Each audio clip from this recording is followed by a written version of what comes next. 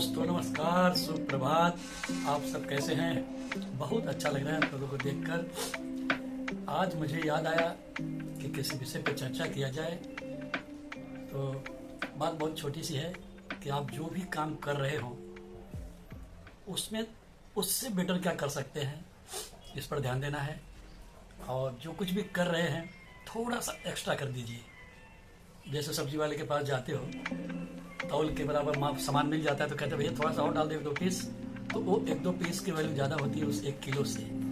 उसी तरह अपनी ज़िंदगी में जो कुछ भी करें थोड़ा सा एक्स्ट्रा, और जो कर रहे हैं उससे बेटर करने का प्रयास करें। इसका रिवार्ड बहुत बड़ा मिलता है। शुरू में लगता छोटा है, लेकिन जब काफ़ी दिन तक किया जाता है और कैलकुलेट किया जाता है तो उसका बहुत बड़ा रिजल्ट निकलता है। जैसे एक बहुत बड़े व्यापारी थे, एक स्टोरी के माध्यम से बताता हूँ। एक बहुत बड़े व्यापारी थे और उनके पास बहुत सी गाड़ियाँ थी। समुद्र के किनारे उनका बंगला था, तो उन्होंने नाव भी रख लिया था, नौका विहार के लिए।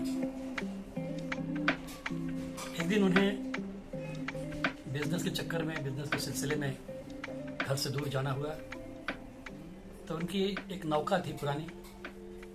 उन्होंने रंगदार को बुलाया, कहा भैया हमारी इस नौका को रंग कर दीजिए, बढ़िया से सजा दीजिए। तो पेंटर नौका के काम को ले लिया और दिल से काम करना शुरू किया।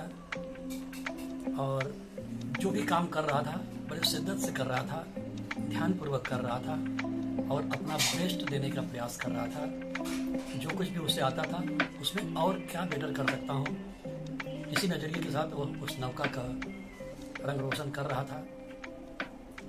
रंग करते करते उसे नौका में बॉटम में, निचली सतह पे एक छिद्र नजर आया। उसने उस छिद्र को भी बंद कर दिया और बढ़िया से रंग मार दिया। जब नौका को रंग मार के खाली हुआ तो जाकर के घर में बताया कि नौका का रंग का काम हो चुका है। तो घर वाले बोले ठीक है, बहुत अच्छी बात है, पैसा तो आपको जब मालिक आएंगे तब मिलेगा है। बोला कोई पैसे की टेंशन नहीं, आपका काम हो गया, मैं चला। अब जब नौका को रंग कर दिया गया तो बच्चे उत्साहित, नौका को रंग मार दिया गया है, बढ़िया से नौका दिख रही थी। तो एक दिन बच्चे नौका को लेके निकल पड़े समुद्र में, और उसी दिन वो व्यापारी घर लौटा। घर में देख रहा तो घर में बच्चे नहीं हैं। तो उसने अपने पत्नी से पूछा कि बच्चे कहाँ गए? तो पत्नी ने कहा वो तो नौका लेकर समुद्र में गए, नौका विहार करने। अब ये घबरा गए, बोले हे भगवान, उस नौका में छिद्र था, बच्चे लेकर चले गए हैं, कुछ भी हो सकता है, क्यों जाने दिया बच्चों को? बोले बच्चे जब नहीं माने तो मैं क्या करूं, बच्चे गए लेकर के। कुछ समय बाद वही समुद्र के किनारे खड़े होकर देखता रहा तो बच्चे लौट कर आ रहे थे। तो उसको थोड़ी दिलासा हुई कि चलो थैंक्स गॉड, बच्चे मेरे वापस आ रहे हैं। जब बच्चे नौका लेके किनारे पर आ गए तो व्यापारी भाग करके उसी जगह पे गया जहाँ पे छिद्र था, और जा करके देखता है तो छिद्र बंद हुआ है और खूब बढ़िया से कलर वगैरह कर दिया गया है। वो सोचने लगा कि मैंने तो इस छिद्र के बारे में उस पेंटर से कुछ बताया ही नहीं था और ना उसे चर्चा ही की थी। उसने तुरंत फोन लगाया, उस पेंटर को बुलाया और बोला वो छिद्र के बारे में आपको किसने बताया था? कहते नहीं, मुझे किसी ने बताया नहीं था, मैं अपना काम बड़ी ईमानदारी से, शिद्दत से करता हूँ। रंग करने के दौरान मैंने देखा कि उसमें छिद्र है तो मैंने छिद्र को बंद कर दिया और उसको कलर मार दिया।